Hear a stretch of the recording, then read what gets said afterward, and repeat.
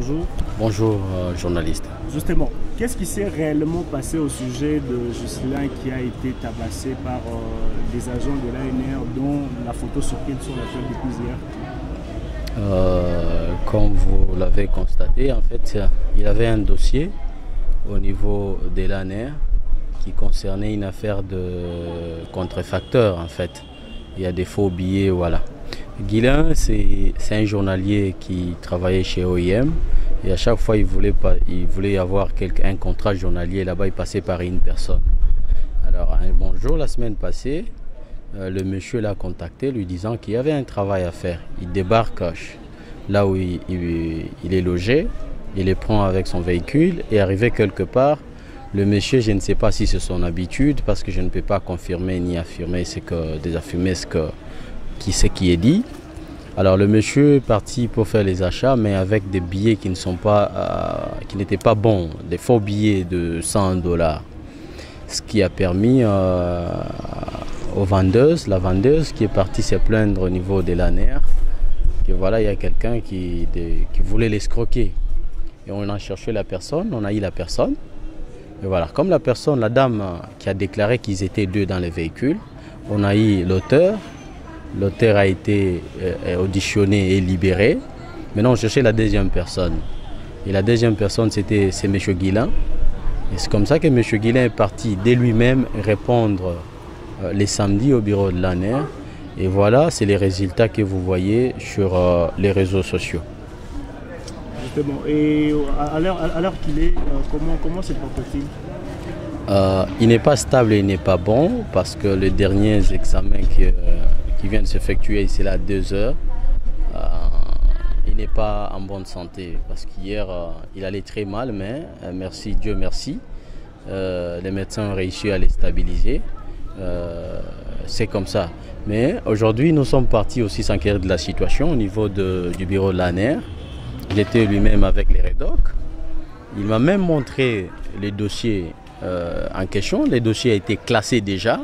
Et lui-même s'étonne comment son agent a recommencé ses dossiers.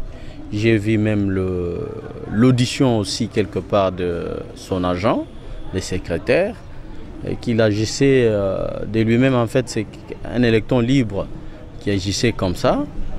Et à peine arrivé au bureau de l'ANR, et le monsieur a été transféré au parquet à ma présence et sa bande. Et c'est comme ça que l'affaire est au niveau du parquet maintenant.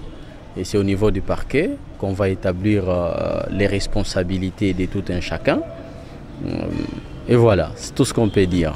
Justement, et soucieux justement de votre population étant député provincial, nous vous retrouvons dans ces installations du centre Ndougou. Qu'est-ce que vous envisagez pour la suite, notamment pour sa santé? Oui, pour la suite, nous remercions les gouverneurs de la province qui viennent de disponibiliser un vol pour les patients. Et je pense dans quelques heures, on va l'amener à Lubumbashi pour des soins appropriés. Et c'est quoi le reproche que vous avez vis-à-vis du service de l'ANR? Vous connaissez très bien, la torture n'est pas permise. Et voilà ce que nous avons vécu. Et ce que nous voyons ici, c'est un cas de torture encore très grave.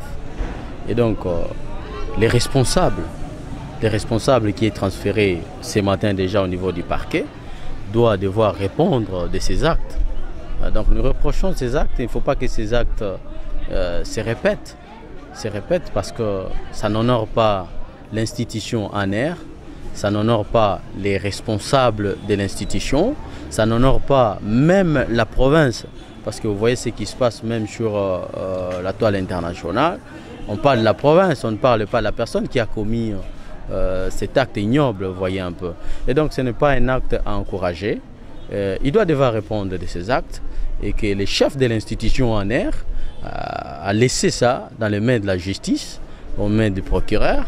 Et donc, il doit répondre, le secrétaire là doit répondre, parce qu'il doit nous dire exactement ce qui lui a poussé, les mobiles qui lui a poussé à en arriver là-bas. Là, nous attendons les résultats au niveau de la justice.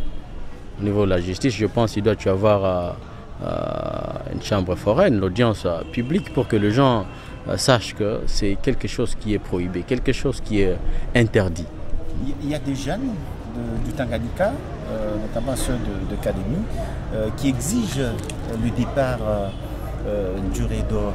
Est-ce que vous partagez cet avis? En tant qu'élu, je sais que tout le monde a été touché avec les images qu'on a vues. Tout le monde, les habitants de notre province, en fait les jeunes en particulier, ils étaient vraiment touchés. Ce n'est pas à mon niveau d'en décider. L'ANER, c'est une institution d'abord les responsables de l'ANER qui collaborent avec la justice, parce que j'étais là moi-même le matin, qui collaborent avec la justice. J'étais là quand le monsieur était embarqué dans sa propre Jeep, la Jeep des responsables de l'ANER pour l'amener au parquet. Je pense bien, nous ne devons pas prendre cette histoire avec les cœurs. Vous voyez, les cœurs, c'est les émotions, les sentiments, tout et tout. Nous devons prendre ça avec la tête. Parce qu'avec les émotions, ça ne va pas vraiment nous amener à une bonne conclusion. Pourquoi j'ai dit ça? Ce sont les agents. Ils n'étaient pas seuls. Ils étaient 5. Il y avait celui qui bloquait les jambes, les bras, tout et tout. Vous voyez un peu. Et donc, nous devons laisser à la justice de déterminer les coupables et les responsables. C'est après la réponse de la justice que nous allons déclarer maintenant le départ des responsables de ces actes. Ça, c'est mon avis à moi. Merci, honorable. Merci. Et c'était comment?